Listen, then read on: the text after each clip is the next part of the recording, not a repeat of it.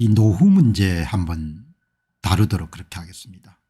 나이 드신 분들이 뭐 저를 포함해 가지고 소박한 바람이 이제 자식들한테 신세를 안 지는 거지 않습니까?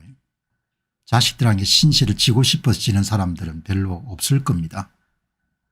열심히 살았는데 이 은퇴하는 것은 갑자기 다가오는 사건이고, 그 이후에는 근로소득, 노동소득이 이렇게 현저하게 줄거나 없어지기 때문에 생활비를 조달하는 그런 문제들이 굉장히 이제 큰 과제로 떠오르게 되는데, 뭐 이제 어찌 하다 보면은 자식들한테 이제 의존하는 그런 분들이 있을 수밖에 없죠. 지금은 이제 과거에 비해서 비중이 많이 들었는데, 이제 오늘 제가 이 내용을 첫 주제로 다루게 된 것은 이 한 경제신문의 경제 섹션의 뉴스를 이렇게 쭉 보다 보니까 이제 눈길이 가는 기사가 애들한테 손을 벌리지 않고 살고 싶다. 주택 공시가격이 12억 원이 넘는 주택도 주택연금 영모기지론이죠.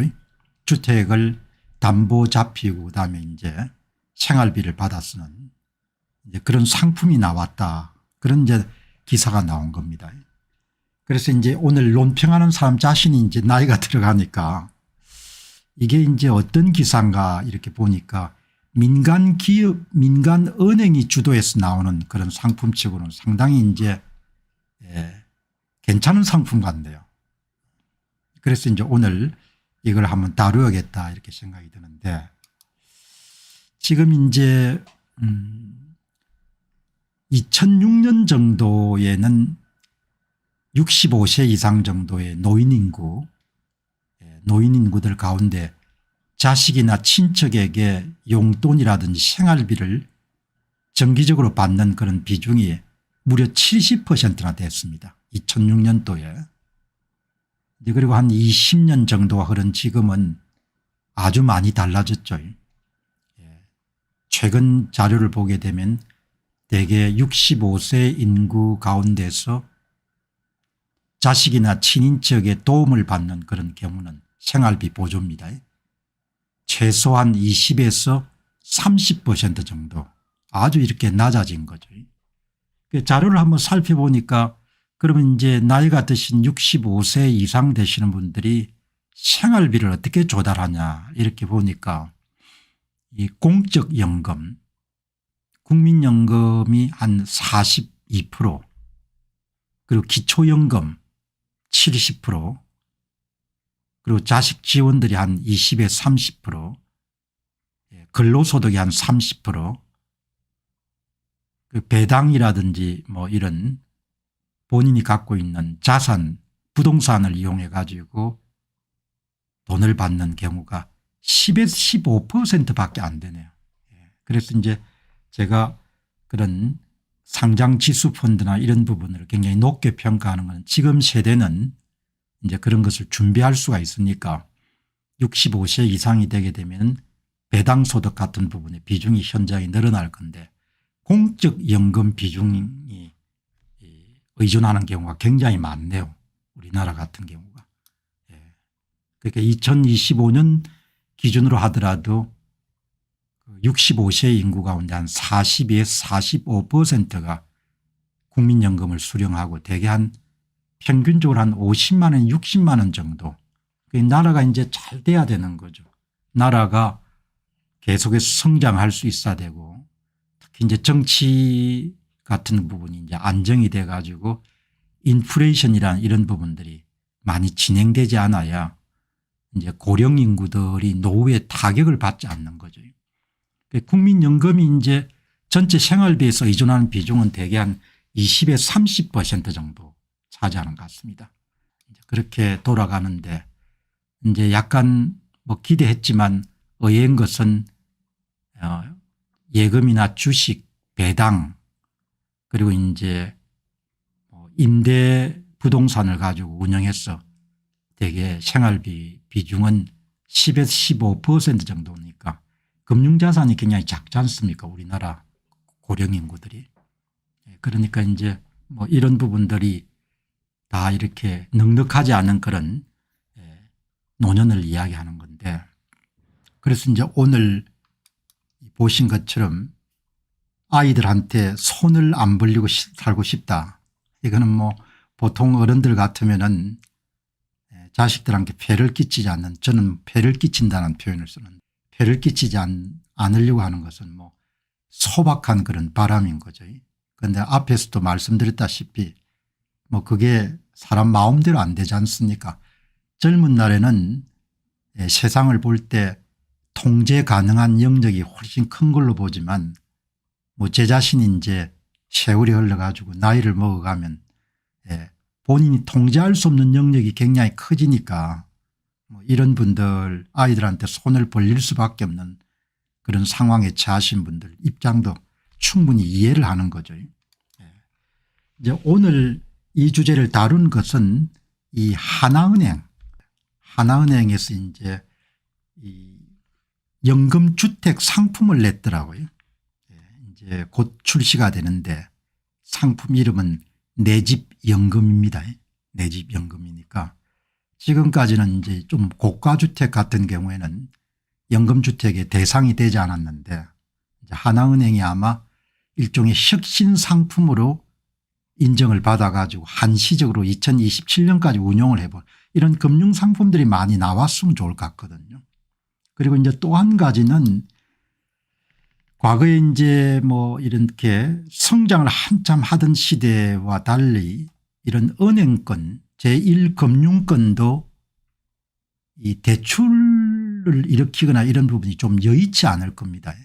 기업들이 돈을 많이 가져다 써가지고 돈을 벌어주는 것도 아니고 그러니까 이런 신상품들이 계속 나올 필요가 있을 것 같은데 찬찬히 한번 읽어보니까 12억 원 초과 주택 대상으로 한 주택연금 상품이 나온 건데 공시가격이 12억 원이니까 굉장히 고가주택인 거죠.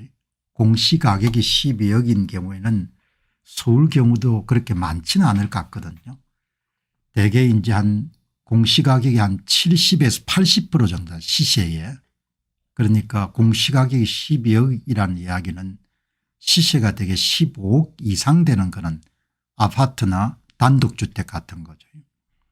어떻든 간에 베이비부모 세대들이 지금 젊은 분들처럼 이렇게 금융시장이 발달되지 않은 상황에서 젊은 날을 보냈기 때문에 나중에 이제 은퇴를 하게 되면은 약간의 예금 그다음에 뭐 부가적인 부동산 그리고 이제 자기 주택 좀 대도시에 살면 주택이 이제 좀 가격이 많이 나가는 자산 비중 가운데 상당히 높은 비중을 차지하지 않습니까? 지금 아마 이제 주택연금 영모기지를 활용하고 계신 분이 한 13만 명 정도가 되는 것 같은데 이제 이런 신상품을 내 가지고 이제 한번 자료를 찾아보니까 서울 아파트의 매매 평균 가격이 12억 원이니까 공시지가로 따지게 되면 되게 10억 이하에 해당하는 거죠. 그러니까 이번에 하나은행에서 내놓은 공시지가 12억 이상은 상당히 여러분들 고가주택에 해당하는 겁니다. 제가 이제 주목한 것은 이 상품이 이제 예를 한번 보니까 현재 65세인 한 분이 시세가 20억이면 뭐 공시지가가 대개 한 17억이나 이렇게 되겠죠. 이거를 하나금융상품에 가입하는 경우에 월 360만 원 정도의 연금이 지불되는 겁니다. 그러니까 뭐 예를 들면은 대개 이제 우량 부동산 신탁 배당주 같은 경우는 대개 9%에서 10% 정도를 받지 않습니까?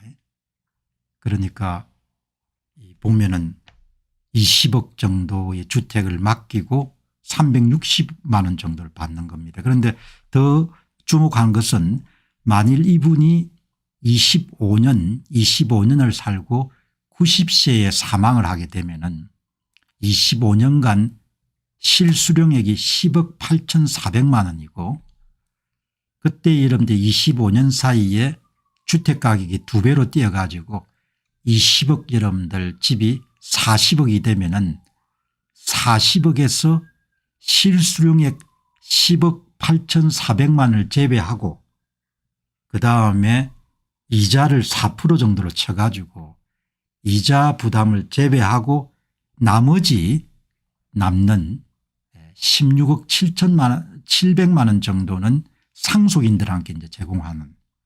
그래서 제가 이제 여기서 더 나아가 그러면은 이 금리를 지금 여기 기자들은 4% 정도를 설정했는데 그럼 금리를 어떻게 결정하느냐.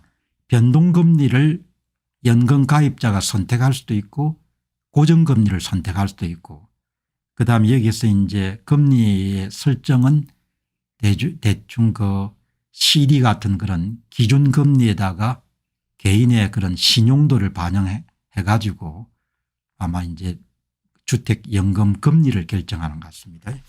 그러니까 제가 금융 전문가는 아닌데 비교적 합리적인 상품 같아요. 합리적인 상품이고 그다음에 이제 또 금융회사 입장에서는 아주 안정적인 대출 수요처를 발굴할 수가 있지 않습니까. 그래서 아마 다른 은행들은 관여하지 않고 하나은행이 처음으로 아마 그런 금융위원회의 그런 혁신 상품 신상품으로 이렇게 지원을 해가지고 아마 이번에 OK를 받은 금융기관은 안정적인 대출 수요를 만들 수가 있는 거죠. 그러니까 이렇게 조금 이제 이게 상품도 이렇게 신상품이 자꾸 나와야 되는 거죠. 또 이제 이런 금융권 기관들끼리 경쟁이 붙으면은 더 나은 그런 상품들도 또 나올 수가 있을 테니까 특히 이제 한국은 노년 인구가 갖고 있는 것이 부동산 비중이 압도적으로 높기 때문에 그 부동산 그런 자산을 활용해 가지고 내수를 좀 더 이렇게 촉진하는 그런 차원에서도 굉장히 도움이 될 수 있는 상품이구나 이런 생각을 하게 됩니다. 자, 어떻든 참 불현듯 오죠. 은퇴라는 것이. 뭐 직장을 다니시는 분들은 대개 예상을 할 수가 있지만 자영업 같은 걸 하는 사람들은 불현듯 이렇게 이런 은퇴가 오기 때문에 뭐 젊은 날 다 열심히 뛰지 않습니까? 열심히 노력하는데 뭐 이렇게 또 준비를 뭐 여러 가지 예상치 못한 그런 사건 때문에 노후가 제대로 준비가 안 된 분들이 많으니까 그러나 일단 나라 정치가 좀 안정이 돼야 인플레이션만 막게 되면은 그러면은 노후가 상당히 그래도 좀 안정적으로 운영이 될 수 있는데 그래 정치라는 게 참 중요합니다. 인플레이션을 막고 원화 가치가 안정화가 되면은 그게 가장 노후를 보내시는 분들을 도와주는 그런 환경 가운데 하나인 거죠. 그래서 이제 정치 문제에 대해서 계속 우리가 관심을 갖지 않을 수 없는 그런 이유이지 않겠느냐 그런 생각을 하게 됩니다. 안녕하십니까, 공병호입니다. 그동안 공병호 TV는 선거 공정성 회복과 자유민주주의 체제의 보존과 발전을 위해 노력해왔습니다. 이런 노력들이 지속될 수 있도록 공병호 TV의 정기 후원 프로그램이자 멤버십 프로그램을 소개해드립니다. 뜻 있는 분들의 관심과 동참을 부탁드립니다. 선거 공정성 회복을 위한 노력을 지지하시고 훌륭한 나라 만들기에 동참하시는 시청자분들이시라면 구독 버튼 바로 옆에 있는 가입 버튼을 통해서 정기 후원 프로그램에 가입할 수 있습니다. 가입 버튼을 누르시면 공병호TV의 후원자가 되시게 됩니다. 여러분의 후원이 선거 공정성 회복을 위한 노력에 힘을 더할 수 있을 뿐만 아니라 자유민주주의 체제의 수호를 그리고 발전을 통해 여러분과 후손들의 삶에 빛과 소금이 될 것입니다. 특히 그동안 공병호TV는 선거 공정성 회복을 위한 노력 과정에서 채널 성장에 제약이 가해지는 불이익을 감수해왔고 지금도 그런 불이익이 계속되고 있습니다. 그럼에도 불구하고 너무나 중대한 문제이기 때문에 공병호TV의 노력은 계속될 것입니다. 여러분의 깊은 관심을 부탁드립니다. 감사합니다.